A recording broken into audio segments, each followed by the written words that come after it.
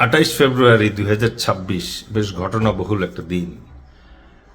মাত্র কয়েক ঘন্টা আগে পৃথিবীর মানচিত্র বদলে দেওয়ার মতো এক ভয়ঙ্কর সামরিক অভিযান শুরু হয়েছে। একদিকে ইসরায়েলের অপারেশন শিল্ড অফ জুডাহ, আর অন্যদিকে মার্কিন অপারেশন এপিক ফিউরি। এখন সবথেকে বড় জিজ্ঞাসা যে ইরানের সুপ্রিম লিডার এই মুহূর্তে কোথায়?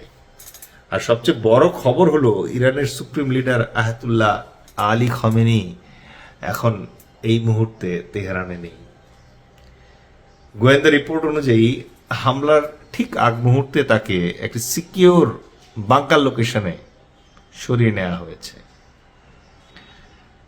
তেহরানের যে প্রেসিডেন্সিয়াল প্যালেস আছে এবং ন্যাশনাল সিকিউরিটি কাউন্সিল এলাকা, সেখানে একাধিক বিকট বিস্ফোরণের আওয়াজ শোনা গেছে। রাশিয়া ইতোমধ্যেই ইরান এবং ইসরায়েলে তাদের সব ফ্লাইট বাতিল করেছে। তার মানে বুঝতেই পারছেন পরিস্থিতি ঠিক কতটা বেগগতিক। যা হোক, এই আক্রান্ত হবার পর ইরান কি চুপ করে বসে থাকবে? মোটেই না। ইরান কিন্তু মোটেই চুপচাপ বসে নেই, বরং কিছুক্ষণ আগেই সারা ইসরায়েল জুড়ে যুদ্ধের সাইরেন বাজতে শুরু করেছে। ইরান সরাসরি ইসরায়েলের কেন্দ্রস্থলে রকেট এবং মিসাইল মিলিয়ে মিক্স হামলা শুরু করেছে।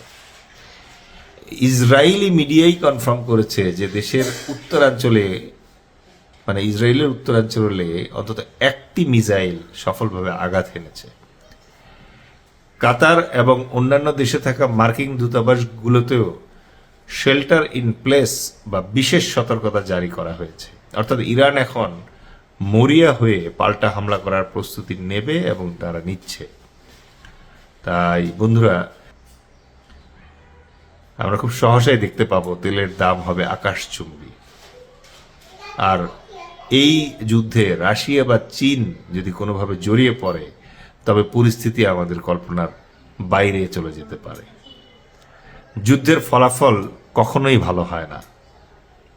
একদিকে সাধারণ ইরানিদের ভাগ্য, যেটা পরিবর্তনের কথা বলা হচ্ছে, আর বলছে কারা?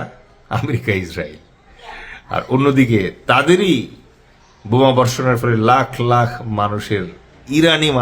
ইরানি জনগণের জীবন আজ ঝুঁকির মুখে। কি অদ্ভুত দ্বিমুখিতা!